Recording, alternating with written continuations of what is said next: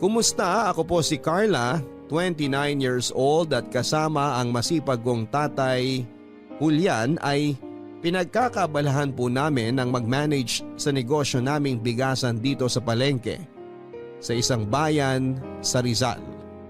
Meron din po kaming sari-sari store na hindi hamak na mas nauna naming tinayo noong araw at masasabi kong blessing para sa aming pamilya. Ang mga negosyo po kasi namin sa kasalukuyan ang naging daan upang makaranas kami ng kaginhawahan sa buhay na matagal din naming inasam. Hindi po kami mayaman, Papa Dudut, at nakaranas po talaga kaming magutom noong araw. Panganay po ako sa 4 na magkakapatid at nagtatrabaho sa auto supply ang tatay ko. Samantalang tendera naman ng pagkain ng nanay ko. Noong maliliit pa kami, masasabi ko na maginhawa ang buhay namin. Nang lumaki na kami, mas nadagdagan po ang mga pinagkakagastosan namin sa bahay. At dahil sa tig-iisang taon lamang po ang pagitan naming magkakapatid, nagsabay-sabay po talaga ang gastusin ng mga magulang namin, lalo na noong nag-aral na kami. Kaya nga bata pa lamang ako, Papa Dudut, ay inobligan na po ako ng nanay ko na sumama sa kanya sa pagtitinda. Sa edad ko noong 10 taong gulang ay naranasan ko ng gumising ng madaling araw para maghango ng mga tanim naming talbos ng kamote na ibinebenta namin sa palengke. Naranasan ko ring mabilad sa araw at maulanan habang naglalako. At kahit na may pagkamahiyain ako ay nagagawa kong kapalan ang mukha ko para makabenta. Kapag hindi naman po kami nagtitinda, ako po ang nakatoka para alagaan ang mga nakababata kong kapatid. Kaya nga masasabi ko na maaga akong na-expose sa realidad ng buhay namin. Mulat po ako sa kahirapan at alam ko rin po ang pakiramdam noon.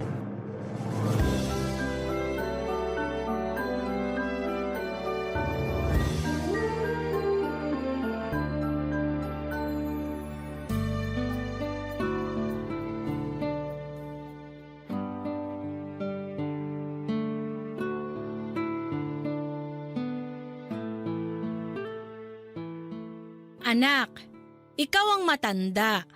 At bilang panganay sa inyo, sino na lang aasahan kung tutulong sa akin dito sa bahay natin? Ikaw lang dahil maliliit pa ang mga kapatid mo. Ay, opo, Nay! Opo, nay ka dyan. Naiintindihan mo ba ang mga sinasabi ko? Tandaan mo, para sa'yo naman lahat to, hindi para sa akin. Saka tigil-tigilan mo na rin kasi ang pagrereklamo kapag sinasama kita sa pagtitinda sa palengke, nak. Ang kulit mo kasi, napipikon lang ako sa'yo. Masyado po kasing maaga yung gising natin, Nay. Inaantok pa po ako noon. Aba, kailangan maaga ka magising para makabenta ka ng marami. Tandaan mo, daig ng taong maagap ang taong masipag.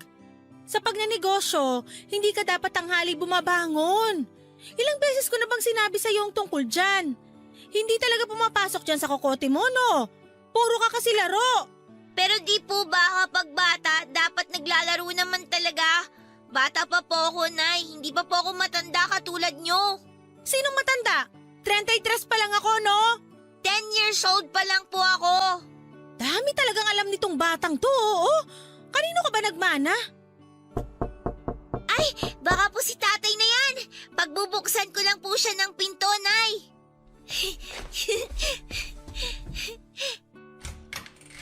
Tay! Oh, Mano po? kawaan ka ng Diyos, nak. Akin na po yung bag nyo. Tapos maupo na po muna kayo kasi mukhang napagod po kayo sa trabaho eh. Salamat, Carla.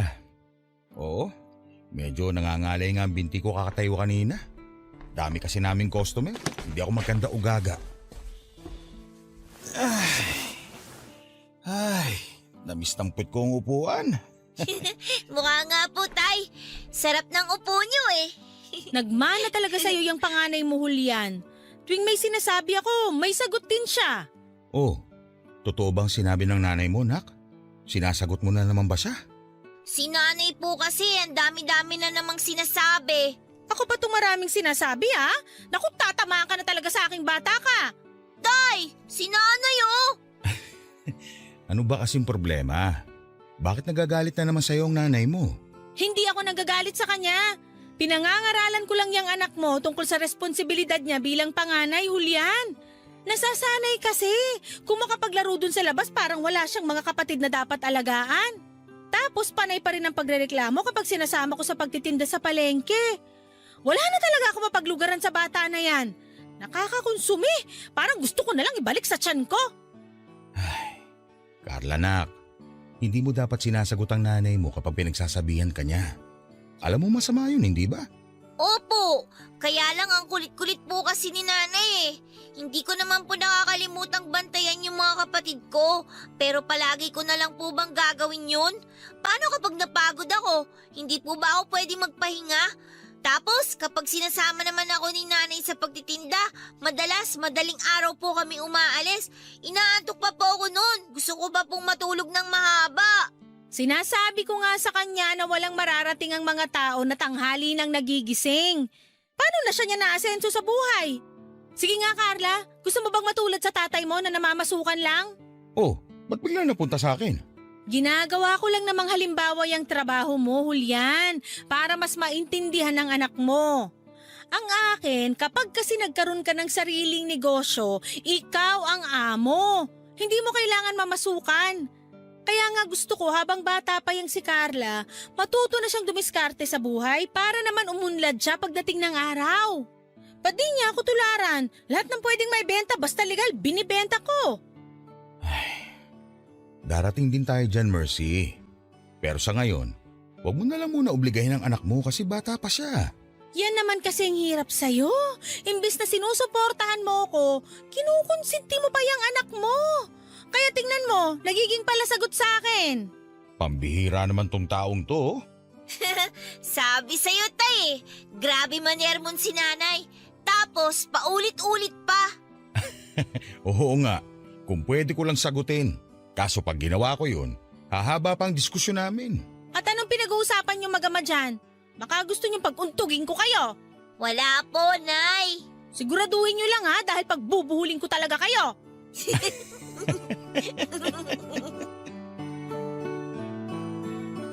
Papadudot istrikta po si Nanay Mercy pero hindi naman po siya masamang ina dahil mahal na mahal niya po kami. Tubong Cebu siya at lumuwas lamang sa Maynila pagka-graduate ng high school para magtrabaho. Sa Maynila na rin po sila nagkakilala ng tatay Julian ko na galing naman ng Davao. At nang dumating na nga po kami ng mga kapatid ko sa buhay nila, napadpad kami sa Rizal at dito na tumira. Mataas po talaga ang pangarap sa buhay ng nanay ko at yon ay ang magkaroon kami ng sariling negosyo. Isa rin sa mga priority niya ay ang makatapos kami ng pag-aaral ng mga kapatid ko at magkaroon ng sarili naming bahay. Nangungupahan lang po kasi kami noong araw bago sila nakakuha ni tatay ng lupa sa isang squatters area na pinatayuan namin ng barong-barong. Palagi po sa aking sinasabi ng nanay ko na aasenso lamang ang isang tao kapag marunong siyang magnegosyo. Kaya nga bilib po talaga ako sa kanya dahil napakarami na niyang naitinda na tulad ng mga lutong ulam, karne ng baboy, gulay, isda at mga damit. Basta legal yan papadudot, hindi po inaatrasan ng nanay ko. Kaya lang halos lahat po yun ay panandalian lamang dahil inuutang lang niya ang puhunan. Lugi pa dahil sa pagbabayad lang sa mga inuutangan niya napupunta ang tubo. Pero sa kabila ng lahat ay hindi marunong sumuko ang nanay ko. Palagi po niyang sinasabi noon na kapag hindi umubra ang plan A dapat meron kang plan B hanggang sa pinakadulo ng alpabeto para wala raw akong dahilan na mabigo sa mga pangarap ko.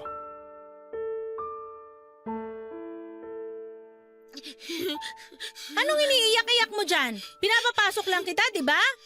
Masyado ka nang nawiwili sa kalalaro sa labas at nakakalimutan mo na mga gawaing bahay mo. Hindi mo na nga ako tinutulungan sa pagbabalat ng saging para sa lulutuin kong bananak yung napaninda natin. Tapos, ang hirap mo pang utusan kapag tinatawag ka? Ano ba naman yan, Carla? Hindi ka na ba talaga maaasahan? Gusto mo pa talaga yung nasasaktan ka bago mo ako sundin eh. Ngayon na nga lang po hindi magagalit, sige nga. Ang iingay ng mga kapatid mo, hindi ko masaway dahil abala ako sa mga paninda natin. Ikaw na lang tong inaasahan kong tutulong sa akin tapos ikaw din tong konsumisyon? Ano ba naman yan? Nakakaintindi ka naman, di ba? Bakit kailangan ko pang ulit-ulitin ang pagpapaalala sa'yo? Kailan ka ba talaga matututo? Kapag wala na ako? Siguro nga po dapat mawala na lang kayo para wala na nag-uutos at nagagalit sa akin! Anong sinabi mo? Bastos ka! Napakadumi ng bibig mong bata ka? Saan mo natutunan na pagsagot-sagot ng ganyan? Ha? Oh, ano nangyayari dito? Mahal, ba't umiiyak ang anak natin? Bago mo kampihan yung batang yan, alam mo ba kung anong sinabi niya sa akin? Sana daw, mawala na lang ako para wala na rin nagagalit at nag-uutos sa kanya. Carla, totoo bang sinabi ng nanay mo? Alam mo masama yon. Ikaw na kumausap dyan sa anak mo, Julian, dahil baka lalo ko lang yan masaktan. Pambihirang buhay naman to. Ang gusto ko lang naman, tulungan niya ako rito sa bahay at sa pag-aalaga sa mga kapatid niya. Tapos sasagutin niya lang ako ng ganyan. Huminahon ka lang kasi muna, mahal. Hindi naman siguro sinasadya ni Carla ang mga sinabi niya. Anong hindi sinasadya? Kung ganon, paano niya nasabi yun ng dire-diretso at hindi kumukurap ang mga mata? Ay, nako. Anak, tumahan ka na. Mabuti pa, puntahan mo na lang muna yung mga kapatid mo at kakausapin ko lang ang nanay mo. Sige na. Opo, Tay! Pagsabihan mo talaga yung panganay mo, Julian!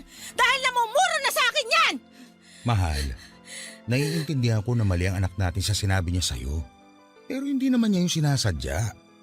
Siguro nadala lang siya ng sitwasyon kaya nakapagbitiw siya ng mga ganong salita. Intindihin mo na lang sana dahil bata pa siya. Ay, ewan ko sa'yo, Julian! Nasasabi mo lang yan kasi wala kang kaalam-alam sa mga pagod ko rito sa bahay.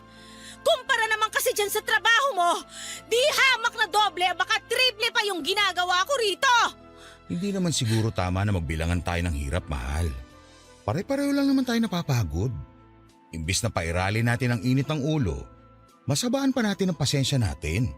Tayo-tayo lang din pamilya magtutulungan. Habaan daw ang pasensya? Palibasa di mo alam na lagpas na sa Sierra Madre ang pagpapasensya ko dyan sa panganay mo. Kaya nga ka ako kausapin mo. Hindi na yata yan marunong makinig sa akin eh. Lalo kang hindi susundin ng anak mo pag palagi ka nagagalit. Hindi ako palaging magagalit kung sinusunod lang niya ang mga sinasabi ko. Hey, buwisit! Kung bakit kasi nagkaroon ako na suwail na anak?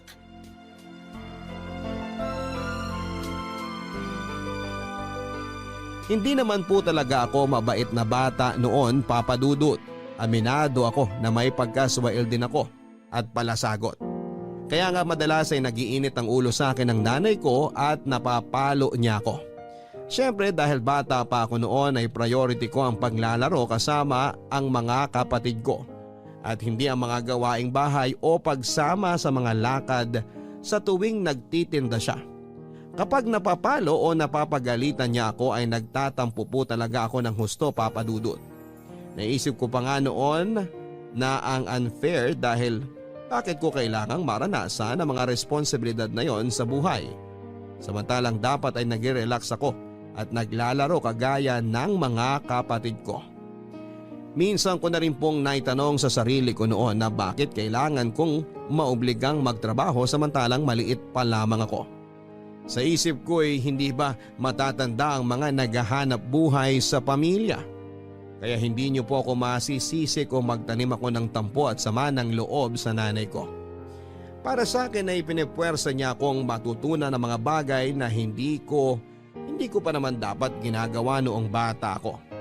Kaya po hiniling ko na sana ay mawala na lamang si nanay para wala na ring naguutos o nagagalit sa akin, lalo na kapag nakagagawa ako ng mali. Hindi ko naman po akalain na magkakatotoo ang kahilingan kong yon dahil taong 2007. Pinapuan po siya ng sakit sa baga na kinaospital niya. Kitang-kita ko po kung paano siya dumura ng dugo at mabilis na ng hina noon. Pagkatapos 4 na araw lang po ang tinagal ni nanay sa ospital bago siya pinawian ng buhay. 14 anyos ako nang mamatay si Nanay Papa Dudut. ni hindi pa nga ako nakakagraduate sa high school at bata pa rin ang mga kapatid ko. Wala po kaming kaalam-alam na paano mabuhay dahil biglaan po ang nangyari. Kumbaga naiwan kaming nangangapa ng tatay ko at ng mga kapatid ko. Siyempre 4 pa kami noon at maliliit pa. Ibig sabihin mag-isa na lamang kaming bubuhayin ni tatay. Malaking dagok po yun para sa aming pamilya dahil walang-wala talaga kami lalo pagkatapos ng libing ni nanay. Bilang panganay, saksi po ako kung paanong umiyak habang hinahanap ng mga kapatid ko ang nanay namin. Samantalang si tatay naman kahit na anong tago niya sa mga luha niya. Naririnig ko pa rin ang hikbi niya tuwing gabi.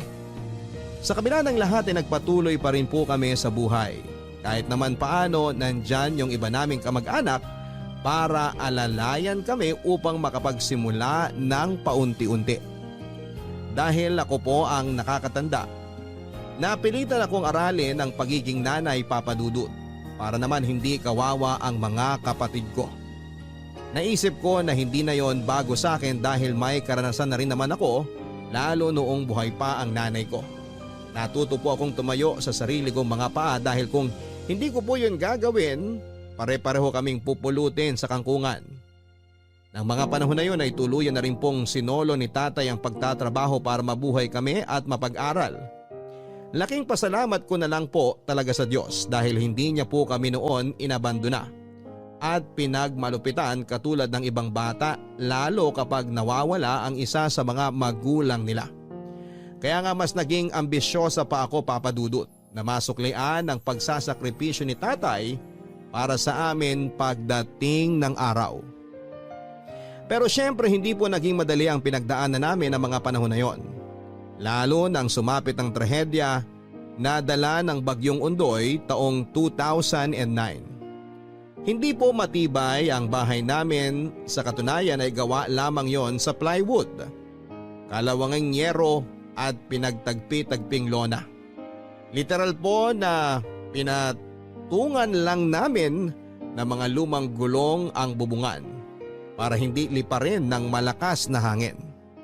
Pero dahil sadyang mas malakas po ang maraming ulan na dala ng bagyo ay mabilis na tumaas ang tubig sa lugar namin, dahilan para umabot na yon sa mga kabahayan.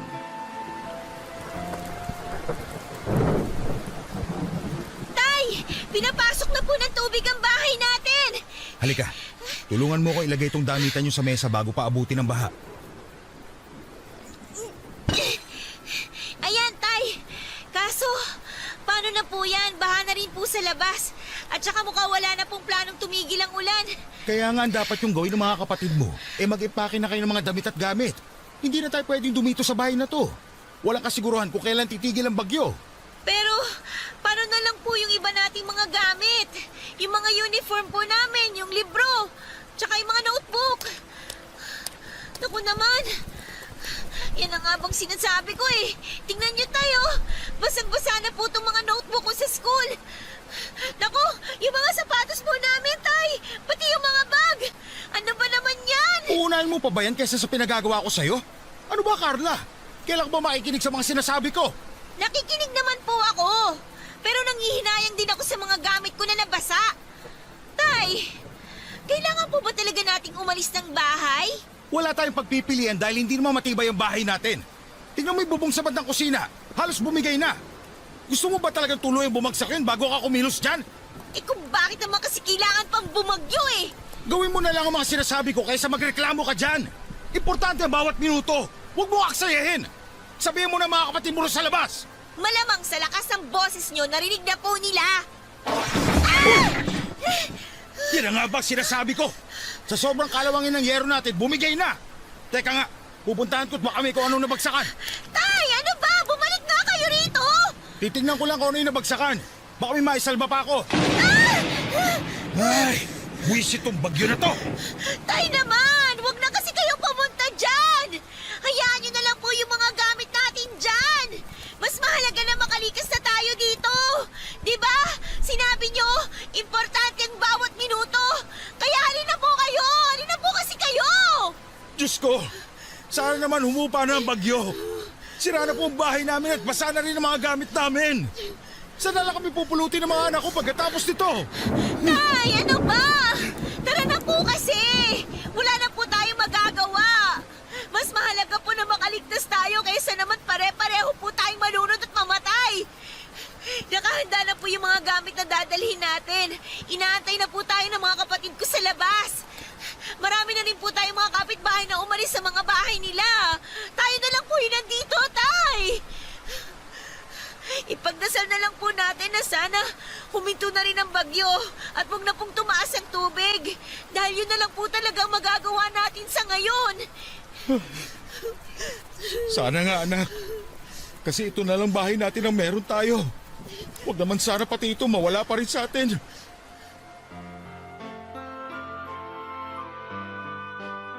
Napilit ng kaming lumikas at mabuti na lang po dahil ang bilis na naglagpas tao ang baha doon sa amin. Pansamantalang nanirahan sa evacuation center at hindi po namin nakasama ng matagal si tatay doon, Papa Dudut. Dahil pagkalipas ng ilang linggo, buwaba ng kaunti ang tubig baha at nagdesisyon siyang umuwi sa bahay namin para tingnan kung may maisasalba siyang gamit. Tapos nagkasundo po kami na sa bahay na lang muna siya upang mag-ayos doon ng mga nasira at magbantay ng ilang pa naming gamit habang ako naman ang nakatokang tumingin sa mga kapatid ko sa evacuation center. Umuwi po ako noon sa bahay namin para dalhan ng pagkain si tatay, lalo kapag may nakuha kaming ayuda mula sa gobyerno at mga pribadong grupo. Papadudot, isa po yun sa mga pinaka hindi ko makakalimutang alaala ng kabataan ko dahil naranasan ko pong maging desperado para lamang makakuha ako ng ipanlalaman ng tiyan namin. Nandyan yung kaliwat kanan ang mga pila ng relief goods na pinupuntahan para lamang makarami ng bigas, noodles at dilata. Wala po kaming kapera-pera noon at araw-araw naming iniisip kung paano kami makakakain. Doon po namin naranasan na magutom at mauhaw, Papadudot. Lalo pat walang katiyakan ang bawat sandali sa buhay namin ng mga panahon na yon. Tay, tingnan nyo, ang dami ko nakuhang delata. Bigas tsaka noodles. Madami po kasi akong pinuntahan at pinilahan kanina kaya sobra-sobra po itong dala ko. Masyado naman marami tong inuwi mo sa akin. Baka naman wala na kayo makain doon, ha? Huwag po kayong mag-alala, meron po. Tsaka hindi po ba kayo nakikinig? Nakarami po ako ngayong araw. Ang dami ko pong pinilahan, Tay. Pero anak, hindi pa rin magandang gawain yan. Dahil paano na lang yung ibang nangangailangan din? Alalahanin mo, hindi lang tayo ang nasalanta. Hindi magandang gawain naman lamang ng kapwa. Alam ko naman po yun. Pero sa panahon ngayon, mas uunahin ko pa po ba silang isipin? Tsaka hindi po panlalamang ang tawag doon. Diskarte, Tay. Ay, nako, may iba nga dyan. Sobra-sobra pang nakukuha, pero mukhang hindi naman sila nakukonsensya. At tsaka, ngayon ko pa po ba talaga iisipin yon? Samantalang apektado rin tayo? Ayoko naman na kapag humingi ng makakain ng mga kapatid ko, wala akong maibigay. Pasensya ka na, anak, ha? Kasi nararanasan yung mga pagsubok na to. Pasensya ka na rin dahil mahirap lang tayo at walang pera ang tatay nyo. Pero sana, kahit na ganito nangyayari sa atin, wag na wag ka pa rin sumuko. Naniniwala naman ako na hindi tayo bibigyan ng pagsubok ng Diyos na hindi natin kayang lagpasan. Ay, sa totoo lang, Tay, gabi-gabi ko pong tinatanong ng Diyos kung bakit kailangan pa niya tayong bigyan ng ganitong klaseng pagsubok sa buhay. Hindi na po ba siya naawa sa atin? Hindi naman tayo mayaman ah. Hindi naman malaki at hindi matibay ang bahay natin. Pero hinayaan pa rin niya na sirain ito ng bagyo. Tapos wala rin tayong pera kasi nga hindi rin naman kayo nakakapasok sa trabaho. Paano na lang tayo makakaahon nito kung sobra niya tayong nilubog? Pinarurusahan po ba tayo ng Diyos, Tay? Kaya natin pinagdadaanan yung mga pagsubok na ganito? Anak, hindi tayo pinarurusahan ng Diyos dahil hindi siya ganoon. Kung hindi, sige, anong tawag niyo sa nangyayari sa atin? Sobrang hirap na nga po ng buhay natin eh. Tapos parang lalo tayong pinahihirapan. Kung mahal talaga tayo ng Diyos at kung may dahilan siya kung bakit niya tayo sinusubok, sana naman tulungan niya rin tayo malagpasan ng mga pinagdadaanan natin. Kasi Tay, nakakapagod na po talaga sa totoo lang eh. Ang totoo niyan, ilang gabi na na rin po akong hindi makatulog ng maayos dun sa evacuation center dahil mainit tsaka maingay. Mayat maya may mga bata nag-iiyakan. Tapos hindi rin naman masaway ng mga magulang nila. Malamok din po doon. Kaya nga lagi kong pinagsasabihan yung mga kapatid ko na magsuot ng mahahabang damit pang proteksyon. Tsaka tay, alam nyo ba, ang hirap-hirap din po ng tubig doon. Hindi ko na nga matandaan kung kailan ako huling naligo eh. Tapos pila-pila pa sa CR. Yung bang tipong puputok na yung pantog ko, hindi pa rin ako nakakaihi. Kung lalaki nga lang siguro ako tay, baka umihi na ako sa ilalim ng puno. Kaso nga hindi, kaya doble pa sakit. Kung may pagpipilian lang po talaga kami, babalik na lang kami dito sa bahay natin. Gustuin ko man na pabalikin kay Rito sa atin. Alam mo hindi pa pwede. Sinaga ko na nga lang na gumawa ng tungtungang sahig para naman kahit papano may mahigaan ako. At mataas pa rin ang tubig dito sa atin. Bahain kasi talaga ang lugar na to eh. Ang magagawa na lang natin maghintay kung kailan bababa ang tubig para makauwi na rin kay Rito ng mga kapatid mo. Pero anak, habang hindi pa nangyayari yun, kailangan pa nating dagdagan ng pagtitiis. Alam niyo, tay, bilib po talaga ako sa fighting spirit niyo. Kumbaga, nagagawa niyo pa rin po maging positive sa kabila ng mga pangit na sitwasyon. Yun bang tipong hindi kayo nawawala ng pag-asa na darating din ang mabuting bagay sa buhay natin? Alam mo kasi anak, sa dami ng hirap na napagdaanan ko at napagtagumpayan sa buhay na to, nakabisado ko na yata ang dapat isipin at gawin.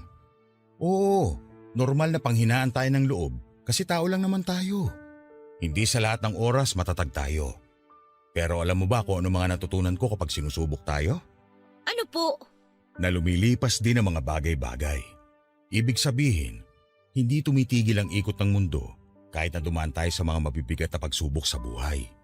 Hindi naman palaging ganito ang sitwasyon natin, anak. At matibay ang paniniwala ko na magiging maayos din ang lahat. Uhupa ang baha. Makakabalik kayo rito sa bahay natin at magsasama-sama tayo. Kung kailangan natin magsimula sa wala para magkaroon, gawin natin. Hindi tayo pwedeng sumuko ng hindi lumalaban.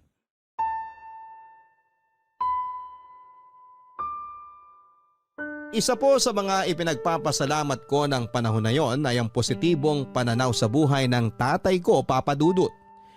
Na kahit mahirap ay maraming pagsubok at wala kaming kaideya-ideya sa hinaharap ay palagi pa rin po siyang umaasa na merong mabuting mangyayari. Siguro'y katangian na talaga natin na mga Pilipino yon. Nasa dugo na natin na maging matapang at matatag lalo kapag pinapadapa tayo ng mga pagsubok sa buhay. At tama naman po si tatay dahil hindi nagtagal ay tuluyan na rin pong humupa ang baha sa lugar namin at nakabalik na rin po kami sa bahay. Unti-unti ay inumpisahan po naming muli ang buhay at nagpatuloy sa kabila ng mga karanasan namin. Muli pong nakapagtrabaho si tatay at nagbalik eskwela naman po kaming magkakapatid. Lumipas nga ang ilang taon, nakagraduate na po ako ng high school, Papa Dudut. Si tatay na lang po ang umattend ng graduation ko dahil wala na po si nanay. Natatandaan ko nga po kung paano siya sobrang naging proud sa akin dahil nakapagtapos ako. Pero hindi niya alam na pareho kami ng nararamdaman. Proud din ako sa kanya dahil kinaya po niyang suportahan ang pag-aaral ko sa kabila ng hirap na pinagdaraanan namin. Doon ko po naisip na magtrabaho na lamang muna at tumulong sa mga gastusin namin sa bahay imbes na tumuloy sa college dahil may mga kapatid pa rin po ako nag-aaral, Papa Dudut. Isang taon din po akong huminto para magserbedora sa isang kantin sa Cubao. Kumikita po ako noon ng 200 kada araw na siya namang iniipon ko at ibinibigay kay tatay kapag umuuwi ako sa amin. Bukod doon ay nagtrabaho rin po ako bilang pump attendant sa isang gasoline station ng ilang buwan. Taong 2011 ay nagdesisyon po si tatay na pag-aralin na ako sa kolehiyo. At kahit naiisipin na naman niya ang pang-tuition ko ay naging desidido po siya na matupad ang pangako niya kay nanay na pagtapusin kami ng pag-aaral. Kaya nga para may pansuporta sa mga gastusin ko sa school ay nag-alaga po si tatay ng baboy na siyang ibinebenta niya tuwing ika-4 na buwan. Sakto sa pagsisimula ng bawat semestre noong nasa kolehiyo ako. Noong araw ay hindi pa naman po ipinagbabawal ang backyard piggery kaya hindi naman isyo ang pag-aalaga namin ng 1 hanggang 2 baboy, Papa Dudut. Bukod doon ay palagi namang pinapanatili ni tatay na malinis ang babuyan namin upang walang magreklamo sa baho na maaaring manggaling sa babuyan namin. Pagdating naman po sa kinakain ng mga alaga namin, bukod sa feeds na hindi namin kayang ibigay araw-araw kasi mahal, hinahaluan namin yon ng kaning baboy. Pero hindi po kami yung tipo na nangongolekta sa mga bahay-bahay dahil meron pong malapit na dam site sa lugar namin kung saan ay tinatapon ng basura mula sa mga restaurant at palengke. Sa maniwala kayo o sa hindi, Papa Dudut, naranasan ko pong sumama sa tatay ko para manguha ng pagkain ng baboy sa basurahan kung saan marumi, mabaho at madalas ay bilad po kami sa ilalim ng araw. May mga pagkakataon din po na hindi ko mapigilang mainggit sa mga alaga naming baboy dahil ang sasarap na mga pagkain nila na nakukuha namin sa dam site. Katulad na lamang ng manok, gulay at isda, tinapay at prutas at kung ano-ano pa. Doon ko rin po napatunayan na ang daming pagkain ang sinasayang ng mga taong may kakayahang bumili noon. Hindi nga nagtagal ay hindi na lang po yung mga alaga naming baboy ang kumakain ng mga pagkaing nakukuha namin sa dam site. Ipinanlalaman siya na rin po namin yon ng pamilya ko, lalo kapag pwede pang piliin at hindi pa masyadong sira. Kung tawagin ay pagpag kung saan ay hinihimay namin ang karne at niluluto muli para ulamin.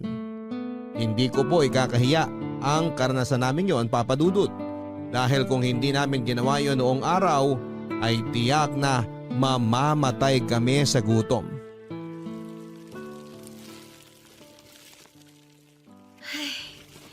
Ayan, malinis pa tong tinapay na to.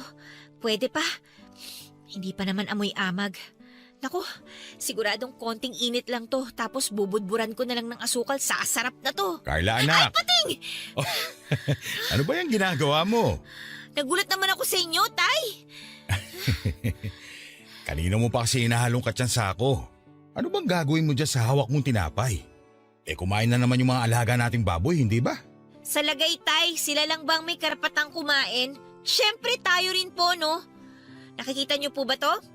Malinis pa mga to, Tay. Ito po yung tinapay ng mga pizza na wala ng sauce kaya pwede pa po natin kainin. Inamoy ko na po to, hindi naman po amoy amag. Tapos napagpagan ko na rin po tsaka napilian. Pero para makasigurado po tayo na patay ang 99.9% ng germs, iinitin ko po to dun sa kawali. Alam mo ikaw, nakakatawa ka talaga kahit kailan. Seryoso po ako, Tay. Plano ko rin pong budburan ng asukal para magkalasa naman kasi sa tingin ko po. Parang matabang na mga to eh. Ang tanong, meron po ba tayong asukal? Ang alam ko, may asukal na stick pa doon sa lagayan. Yung tigdudos. Ayun, sakto! Sigurado matutuwa ang mga kapatid ko nito dahil may almusal sila. Kahapon nakasimangot yung mga yun kasi nagkapilang sila eh. Partida ha, wala pang kalasa-lasa yung kinanaw nila dahil naubos na yung binili nating tingi sa tindahan. Pasensya na kayo, nak, ha? Pasensya naman po sa antay. Kasi sumasala tayo sa pagkain. Nararanasan yung magutom. Siguro kung may extra lang sana tayong pera, makakabili tayo ng sobra-sobra sa kailangan natin. At hindi nyo rin kailangan kumain ng mga napupulot lang natin sa tambakan. Naku, Tay, sa maniwala kayo sa hindi, ayos lang naman po sa amin na kumain ng pagpag. Oo nga, mukhang delikado tsaka pwedeng pagmulan ng sakit. Pero kapag ganito nagipit tayo at wala tayong pera para bumili ng malinis na pagkain, kailangan po talaga nating magtiis. Tsaka, masarap naman po itong mga nakukuha natin sa tambakan eh. Kala lang ng iba marumi kasi dun nga galing. Pero hindi naman po ito hinahalo sa mga basura na nakokolekta sa mga bahay-bahay. Nakahiwalay naman po ito, di ba? Ibig sabihin, meant to be po talaga na ipanlaman tiyan. Salamat, anak. Dahil naiintindihan yung magkakapatid ang hirap ng buhay natin. Dalangin ko na lang na sana maging ligtas sa anumang uri ng sakit ang mga pagkain na yan. Kung tutuusin, biyaya pa rin yan mula sa Diyos at dapat pa rin nating ipagpasalamat. Tama po kayo. Kapag po dumating yung araw na may kakayahan na po tayong bumili ng malinis na pagkain, hindi ko pa rin po makakalimutan ang lasa ng pagpag. At hindi ko rin po ikakahiya na sabihing naranasan natin kumain ito para may panlaman tiyan. Sana nga dumating yung araw na yon. Yun bang hindi na natin po problemahin kung saan tayo kukuha na makakain? Kaya nga po nag-aaral ako mabuti para kapag nakapagtapos na ako, magkakaroon ako ng disenteng trabaho nang sa ganon kumita rin ako ng maraming pera. Magdilang anghel ka, anak. Siyempre naman po, Tay. Pero sa ngayon, tama na po muna ang kwentuhan dahil medyo kumakalam na po yung tiyan ko eh. Kayo po ba, nag-almusal na po ba kayo? Yun nga hindi pa. Kung ganun, tara na po. Iinitin ko lang po itong mga tinapay tapos sabay na po natin kainin. Tirahan na lang po natin yung mga kapatid ko kasi baka po umiyak. Puro ka talaga kalokohan. Mana lang po ako sa inyo.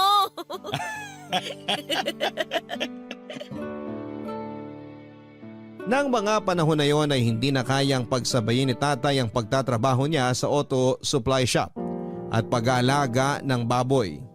Madalas na siyang napapagod at nagkakasakit kaya naisip niyang mag-resign na lamang upang matutukan ang munti naming kabuhayan. Pumapasok pa rin po ako noon sa school at para matustusan ang baon ko at pang araw-araw naming pambili ng pagkain, hindi na lamang pangunguhan ng kaning baboy ang ginagawa ni tatay sa tambakan, kundi nangangalakal na rin siya ng mga pwedeng ibenta sa junk shop, Papa Dudut. Siyempre 4 na buwan pa bago kami kumita sa babuyan namin at madalas sa tuition ko lang po napupunta ang pinagbebentahan namin ng mga baboy, kaya nga kinarir na rin po ng tatay ko ang pamamasura. Yung dump site sa lugar namin ang naging opisina niya. May pagkakataon pa nga na upang makarami siya ng kalakal, gabi pa lamang ay inaabangan na niya ang pagtatapon, Papa Dudut. Hindi po niya kami inoobligang tumulong sa kanya pagdating sa bagay na yon dahil ayaw niyang kasanayan namin ang ganong trabaho. Sa halip, sinasabi niya sa aming pag-aaral namin ang atupagi namin upang pagdating ng araw, hindi kami matulad sa kanya na isang basurero. Yun po ang mga salita niya na tumatak sa aking isipan at naging inspirasyon upang magpursiging makapagtapos ng pag-aaral. Nagdaan pa ang ilang taon, nagkatotoo naman ang pangarap ng tatay ko nang graduate na ako sa kolehiyo.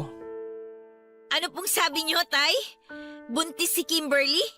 Oo, yun ang binalita niya sa akin kanina. Sabi niya, ako na lang din magsabi sa'yo. Aba, ayos din ah. Teka, nasa na ba yung babae na yan para masabunutan ko? Carla anak, bakit mo naman gagawin yun kay Kimberly? Saka, bakit ganyan na lang ang reaksyon mo?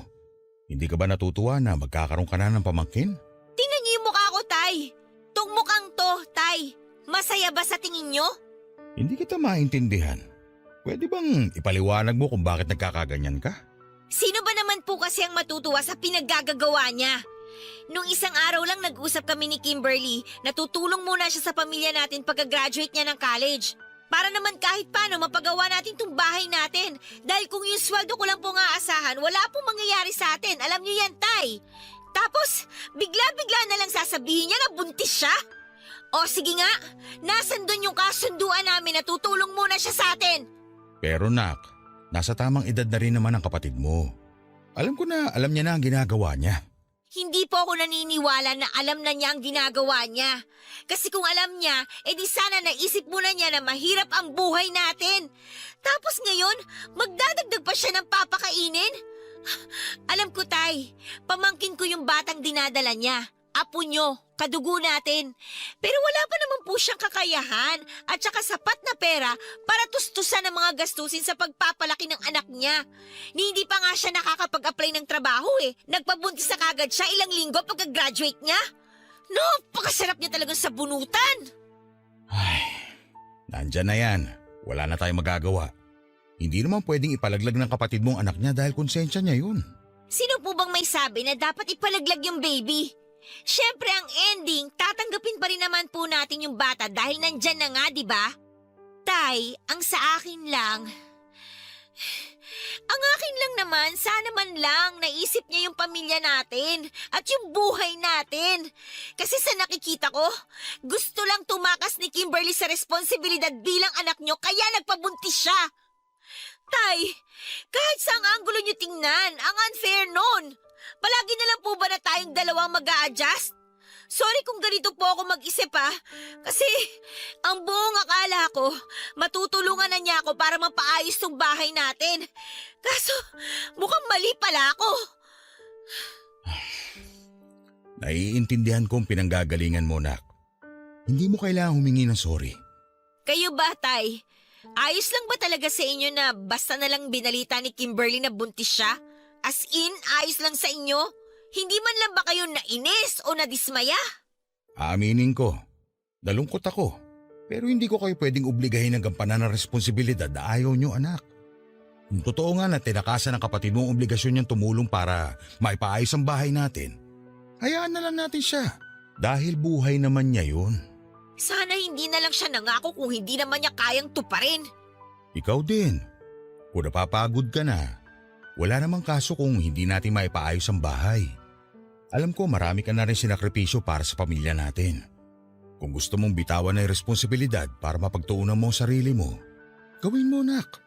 Ayokong obligahin ka sa mga bagay na hindi mo na gusto. Choice ko na po to, Tay. Ibig sabihin, ginusto ko to. Ang kailangan ko lang, tulong mula sa mga kapatid ko. Dahil kung ako lang, kung tayo lang, hindi po natin kaya. Tsaka gano'n naman ang pamilya, di ba? Nagtutulungan, walang iwanan. May mga bagay sa buhay na nangyayari na lang basta-basta, pero hindi ibig sabihin wala yung dahilan. Anak, pwede nating isipin na parte lang to ng mga plano ng Diyos sa atin. Palagi na lang po bang plano niya? Paano naman po yung mga plano natin? May mga pagkakataon na higit na mas mabuti ang kanya kesa sa atin. Palagi mo yung tatandaan. Hindi man natin maintindihan ang mga plano niya sa ngayon, naniniwala naman akong hindi niya ibibigay kung hindi sa atin ukol. Ipagpasa Diyos na lang natin ang lahat sa ngayon para mapanatag ang kalooban natin.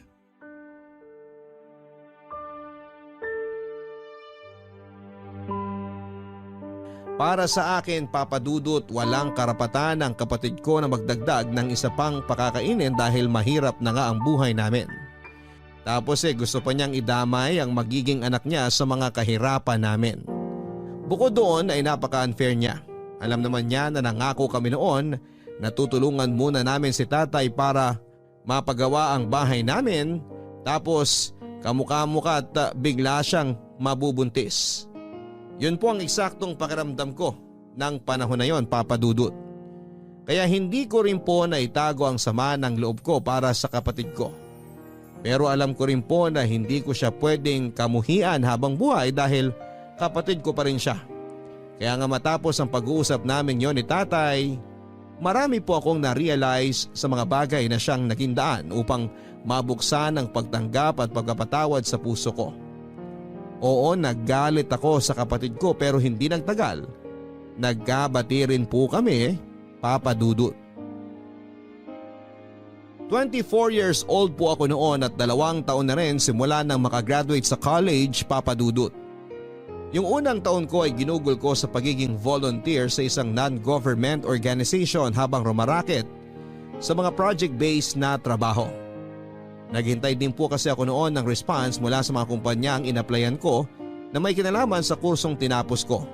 Pero bigo pong dumating ang mga oportunidad kaya napilitan akong pumasok sa corporate world. Akala ko kapag nagtatrabaho ka sa opisinang di-aircon at nagsusuot ka ng office attire, magiging asensado na rin ang buhay ko. Pero depende pala yon sa posisyon. At dahil nagkataon na malayo nga sa pinag-aralan ko ang naging trabaho ko, para po akong na back to zero. Minimum wage earner lang din ako. Provincial rate pa kaya kahit na anong pagiging positibo ng tatay ko sa buhay ay hindi ko pa talaga yon mai-apply sa sarili ko. Malimit din po akong mainggit sa mga kabatch ko na di hamak na mas maunlad na ang buhay. At mas marami nang naipundar ng mga panahon na yon, Papa Dudut. Madalas kong tanong ay nagsisikap naman ako pero bakit parang mailap sa akin at sa pamilya ko ang swerte. Naging hobby ko na nga po ang silipin at usisain ang buhay ng ibang tao na nauuwi lang sa pagkadepress ko at lalo pang pagkadismaya sa sarili.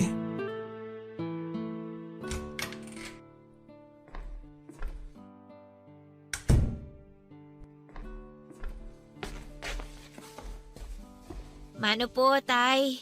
Kaawaan ka ng Diyos, nak. Ay, Tay. Sumweldo na po pala ako pero baka po kulangin ang maibibigay ko kasi hindi ko na naman nakumpleto yung cut-off eh. Yun po kasi yung nagkasakit ako tsaka umabsent ako ng ilang araw. Pasensya na po kayo ah. Wala namang kaso yun. Hindi mo naman kontrolado ang sitwasyon. Kung hindi lang po sana ako nagkasakit, di hindi rin ako absent. Buwisit talaga tong katawan na to. Kung kailan dapat maging malakas tsaka manghihina. Anak, ano ba yung pinagsasabi mo? Bakit ganyan mo na lang sisihin ang sarili mo? Ano po magagawa ko kung pakiramdam ko kulang na kulang pa rin ang lahat ng effort ko? Nakakainis naman po kasi eh. Kung sana naging mas matalino lang ako o kaya naging mas maganda, baka may narating na ako sa buhay. Kaso hindi. Ganito lang ako, sakto lang. Hindi malas pero mas lalong hindi rin swerte. Alam nyo, mabuti pa yung mga classmate ko nung college. Mga asensado na sa buhay ngayon. Yung iba nga nakakabili na ng bahay tsaka lupa. May kotse na tsaka pa-travel-travel na lang. Samantalang ako, eto, nagtitiis sa kakarampot na kita at nagpapakamatay sa ka-OOT para madagdagan ng sweldo. Wala rin akong ipon. Hindi pa rin matapos-tapos ang pagpapagawa ng bahay. Bubong pa lang, kulang na kulang pa. Ano ba namang klaseng buhay to? Siguro ito na nga yung karma ko kasi naging masamang bata ako nung araw eh. 'Di ba? Hiniling ko na sana mawala na si nanay.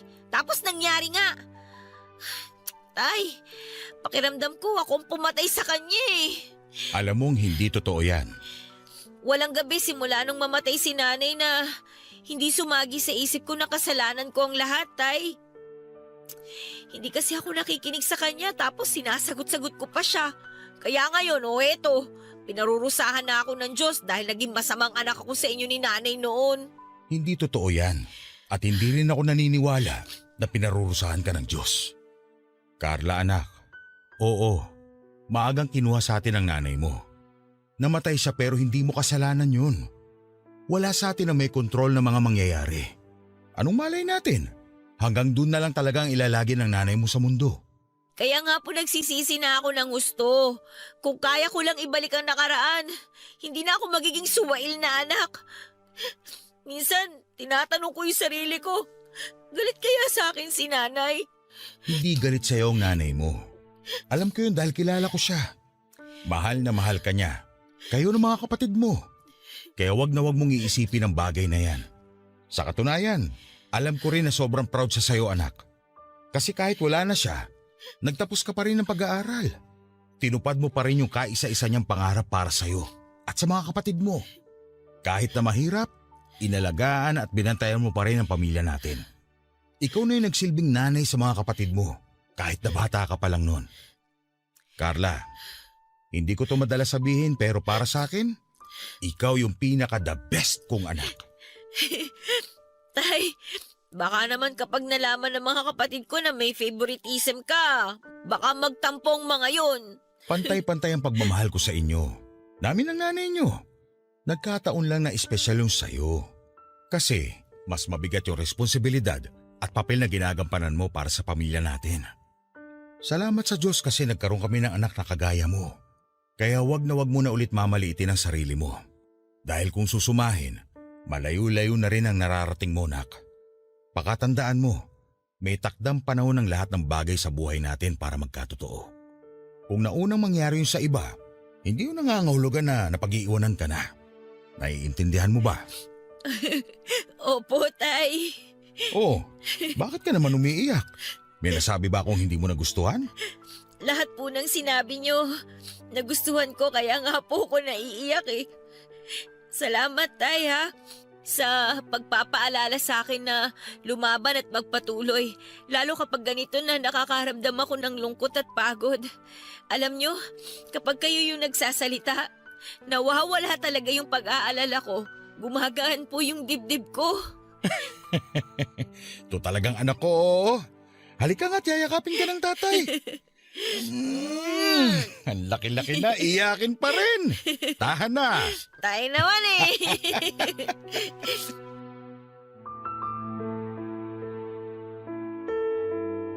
Mahirap po talagang pagtuunan ng sarili nating progreso kapag abala tayong subaybayan ng buhay ng ibang tao. Yun po ang ipinarealize sa akin ng tatay ko, Papa Dudut. Wala na rin pong saysay at hindi talaga ako makakausad kung patuloy ko pa rin pong sisisihin ang sarili ko sa mga bagay na nangyari na. Totoo po na hindi natin kontrolado ang mga pagsubok na ibinabato sa atin ng buhay.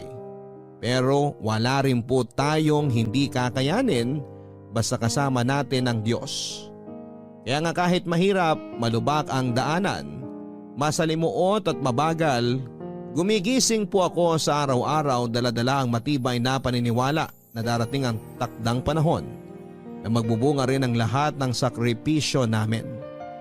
Nasa ganun po kaming phase ng buhay namin nang maalala ko ang lahat ng itinuro sa akin ni Nanay Papa Dudut tungkol sa pagninegosyo at diskarte. Kaya agad-agad ay nagtayo po kami ni tatay ng sari-sari store mula sa maliit na puhunang na itabi ko sa mga sweldo ko. Iniwasan po talaga namin ang magsimula sa utang dahil mahirap umasenso kapag ganon. Kaya kahit maliit ang tubo namin sa aming tindahan, mas mabuti na yon kesa mapunta lamang sa pagbabayad utang sa ibang tao. Hindi nga nagtagal, Papa Dudut. Nagkaroon ng trabaho ang iba ko pang kapatid at namuhunan din po sila sa muntin naming tindahan. Tapos ay dumami rin po ang mga binibenta naming goods at lumaki na rin po ang kinikita namin sa pang-araw-araw. Nagpatuloy pa po ang magandang karera namin sa pagninegosyo sa paglipas ng mga taon. Tulong-tulong po kami ng pamilya ko kaya mas naging magaan ang bawat trabaho. Unti-unti ay naipaayos namin ang pangarap na bahay ng mga magulang namin. Nakabili kami ng mga gamit sa bahay na wala noong kabataan namin. Bukod doon ay hindi na rin po kami sumasala sa pagkain at panatag na kami dahil may pera na kaming madudukot sa panahon ng pangangailangan. Ay, alam nyo, Tay, kahit na nagka-pandemic, maayos pa rin po ang kita natin sa bigasan. Oo nga, hindi masyado malaki katulad nung dati. Tsaka madalas balik puhunan lang. Pero kumikita pa rin kahit paano. Patunay lang yan na hindi pa rin tayo pinababayaan ng Diyos. Hayaan mo, nak. Naniniwala naman ako na pagagalingin niya ang mundo natin. Mawawala rin tong pandemya at babalik din ang lahat sa normal. Ako rin po, naniniwala na magkakatotoo ang mga sinabi ninyo. Kasi proven and tested na basta kayo nagsalita eh. Nagkakatotoo po talaga. Puro ka naman kalokohan. Uy, hindi po kalokohan ang tawag doon, Tay ha. Kumpiyansa. Pero alam nyo, dapat naman po talaga tayo magpasalamat sa Diyos, Tay eh. Kasi bukod sa palagi tayong ligtas sa mga sakit, lalo na po kayo, malaki po talaga yung naitulong niya para matupad po yung mga pangarap natin sa buhay. Kasi tingnan nyo, naging successful yung mga negosyo natin, naipaayos na natin yung bahay, nakabili tayo ng mga gamit, tsaka nakakapag-secure na rin po tayo ng pera sa bangko na pwede nating dukutin kapag nangailangan tayo. Kung susumahin, malayo na po tayo dun sa dating tayo na mahirap, na isang kahig at isang tuka at nakaranas magutom. Tama kayo nung sabihin nyo na lahat ng bagay may tamang panahon. Madalas, naiinip tayo kasi minamadali natin ang resulta ng mga sakripisyo natin sa buhay. Pero wala naman punla na itinanim na kagad tutubo sa mismong araw rin na yun. Lahat ng bagay sa mundong to dumaraan sa proseso. Nakikita ng Diyos sa mga sakripisyo natin sa buhay. Naririnig niya ang mga panalangin natin. Huwag lang tayong mainip dahil ibibigay niya pa rin ang inaasam ng puso natin sa tinaktang araw na dapat itong magkatotoo. Pero nak, dapat mo pa rin tandaan na maaari pa rin niyang bawiin ang lahat ng ibinigay niya sa atin kapag hindi natin ito pinahalagahan at hindi tayo marunong lumingon sa ating pinanggalingan. Kaya nga importante na kahit pakiramdam natin lumilipad na tayo, panatilihin pa rin nating nakatapak sa lupa ang mga paa natin. Alam ko po yun, Tay. Pero salamat pa rin po sa pagpapaalala. Bukod po sa taus-pusong pagpapasalamat, Lagi ko rin pong pinapanalangin na sana bantayan niya ang puso ko para maging malinis at maging karapat-dapat dahil sino ba naman ako? Tao lang naman po ako na pwedeng magkasala at saka magkamali. At yung mga karanasan po na pinagdaanan natin sa buhay noon, hindi ko po yun makakalimutan, Tay. Sa katunayan, malaki nga po yung bahagi noon para mas mahubog pa ang pagkatao ko sa kasalukuyan. Kung noon, wala akong ibang alam gawin kundi questionin yung mga nangyayari, lalo na kapag hindi ito ayon sa plano ko.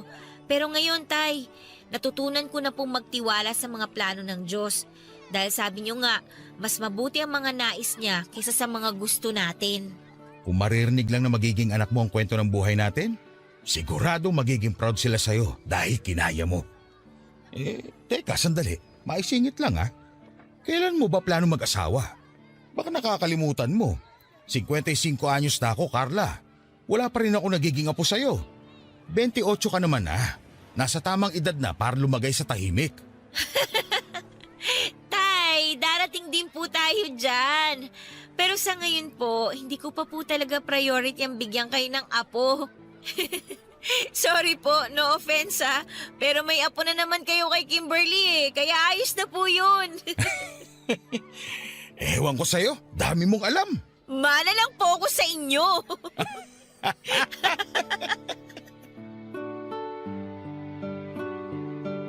Papadudot, walang hanggan ang pagpapasalamat namin ng pamilya ko sa Diyos dahil hindi niya po kami pinabayaan lalo noong panahon na higit namin siyang kailangan. At kahit na marami kaming pagsubok sa buhay na pinagdaanan, alam namin na wala kaming hindi mapagtatagumpayan basta kasama namin siya. Ito po ang eksaktong pakaramdam ko sa ngayon na sana ay magbigay din ng inspirasyon at pag-asa sa ating mga kabarangay na dumaraan din sa mga mabibigat na pagsubok sa kani-kanilang buhay. Palagi po nating tandaan na huwag nating tuparin ang mga pangarap natin ng mag-isa. Palagi po nating isasama ang Diyos at sigurado lalo niya tayong pagpapalain at bibigyan ng mga pagtatagumpayan. Sa kasalukuyan ay masayang-masaya po ang pamilya namin at nagpapasalamat ng gusto sa mga biyaya at pagpapala na natatamo namin sa buhay na ito. At kahit na may pinagdaraanan tayong pandemya, hindi pa rin po kami nawawala ng pag-asa na isang araw ay gagaling din ang mundo. Hindi pa po rito natatapos ang paglalakbay namin sa buhay na ito pero tiwala rin po kami na basta sama-sama at nagtutulungan ng aming sambahayan, wala kaming laban na hindi malalampasan. At ang masasabi ko lang ay araw-araw po tayong lumalaban dahil meron po tayong dahilan at meron tayong pangarap na gustong matupad.